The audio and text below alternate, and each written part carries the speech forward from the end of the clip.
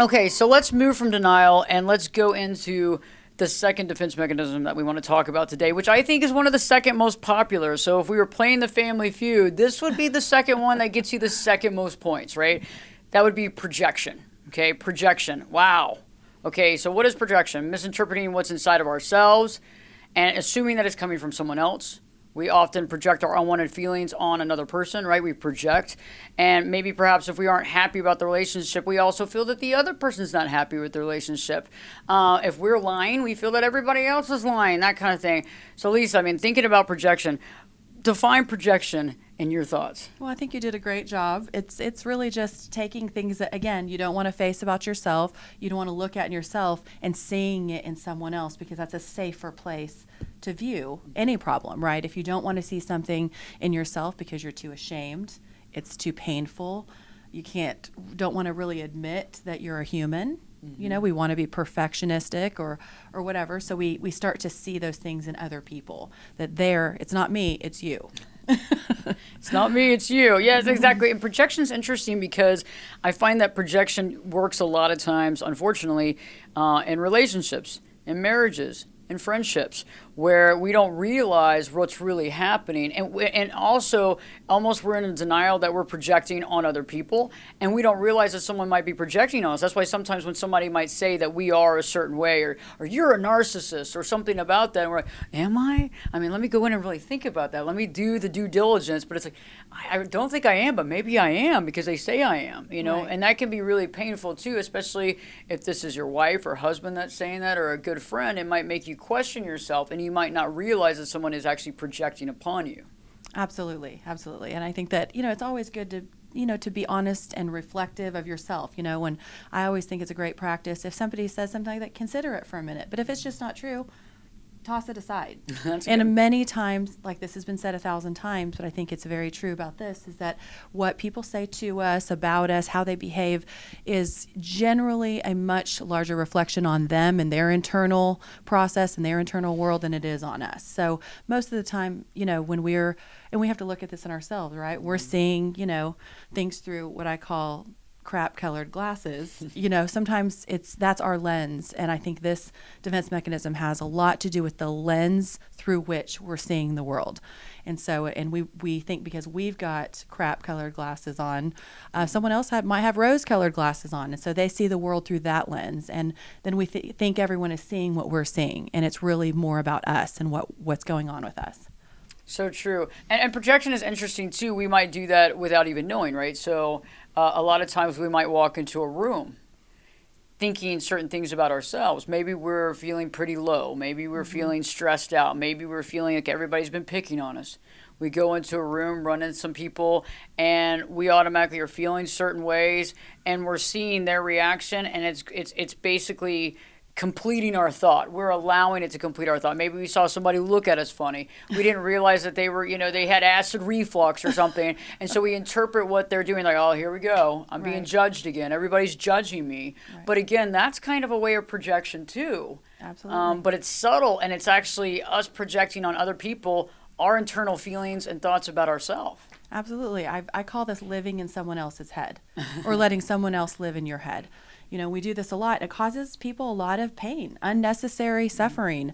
To think that that everyone is really that focused on you in the first place, I think, is setting yourself up for a pretty miserable existence. Thinking that everybody's looking at you, everybody's judging you. That's a very self-absorbed sort of perspective, and it's painful to live that way. Instead of just dealing with yourself and what's going on in your own head, and not letting those thoughts go back and forth and assuming things about other people and thinking people are judging you, you're really just judging yourself. So yes, I think that's a great example. And it's an affliction, I think, that really causes people trouble, like really difficult trouble and suffering that's completely unnecessary if you just actually what you're doing is judging someone else and how they're judging you. Exactly. So that gets into a real tangled web. And you're right, the judgment's not even there most of the time. And that can also lead to social anxiety. So if I do enough projection in my own mind, and I'm thinking everybody is making decisions or judgments on me, it's going to be painful for me to interact socially sometimes, right? Absolutely. I think all these defense mechanisms, anything that you engage in outside of the time frame where it's actually helping you survive. I mean, defense mechanisms are there to protect us. Once we get beyond that need for actual protection of our brain or our body or survival, they usually become maladaptive. They become unuseful. They actually start to work against a person, start to create other ailments and other issues in their life that are unwanted. That's so true. And again, with projection, I don't really see a benefit of it. I mean, sometimes I guess to some degree there might be some thought, but I don't really think that projection ever helps, because I think that it creates ambiguity, it creates questions. It also can create people to question themselves or the situation, and it can create insecurity, social anxiety. So I think, again, but this is another one of those things that until we actually realize that it's happening, or that we're doing it, or that it's being done on us, it's like finally that light comes on. So when we do actually recognize or realize, it's like, you can't turn that light off, which is a great thing. Now we're aware that this is happening, but it takes that awareness, and that's why we're doing these videos, right? Because it's like the awareness of it is so much, because we might be projecting in small little ways. It might not be that big of a thing, but we're projecting. We might be projecting our thoughts onto other people. We don't even realize it. And I think this can really safeguard ourselves, but also, the projection can also help when we realize we're doing it and maybe we're feeling sad or upset or feeling like people are judging us. If we recognize that we're doing this can help us with our self-esteem, our self-worth, our self-value. Right. I mean, I think this is, one of the hardest defense mechanisms to recognize in yourself, because it's so automatic, and we think that our thoughts are our thoughts, and we actually trick ourselves we trick our brain into thinking that we know all these things that other people are thinking, because they must be like me. They must be thinking like I think. And that is the essence of projection, is this illusion that we can understand the way everyone's mind works and how they think or what they're judging, when really it's all a reflection of how our mind thinks. So I think it's a hard thing for people to really realize that they're doing in the first place, because it's so automatic and it happens constantly in the most healthy people in the world. I mean, this is something that it's difficult to fully overcome, because it's such a part of the human brain to do this. It is. Once we get there, and it's like when you start catching little projections that you're doing, it gets easier and easier. It's like cleaning house. It eventually gets easier and easier, and then you'll find something, random, and you'll be like, oh wow, I didn't even realize I was doing that. And that's kind of the things that I do every day, is I kind of go through an inventory, and if I do feel weird, or I feel like I don't fit in a group or something like that, I'll sit there and question, why is that? I mean, it's not always projection, okay, but the majority of the time it is. So it's like catching that and recognizing that and realizing that and saying, oh, that's interesting, okay? And being able to question those things in our life. And I think that's when we really open up to the truth of who we are.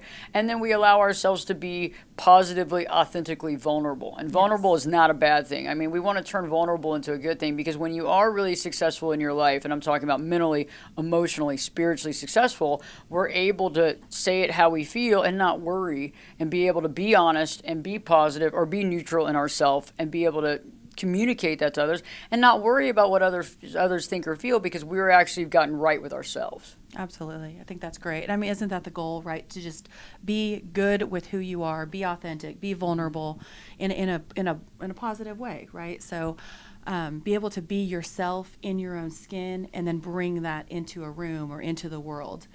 Without living in other people's heads, without, thinking their thoughts or trying to read what everyone's doing. It's just, it's such a trap. And it's really the opposite of freedom.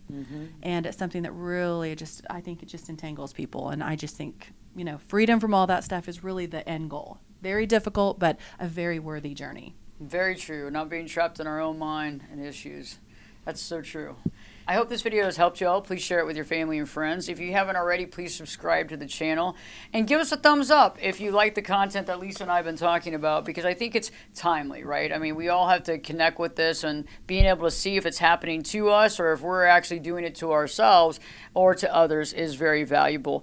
If you'd like to, you can actually join the channel as well. There's a join button.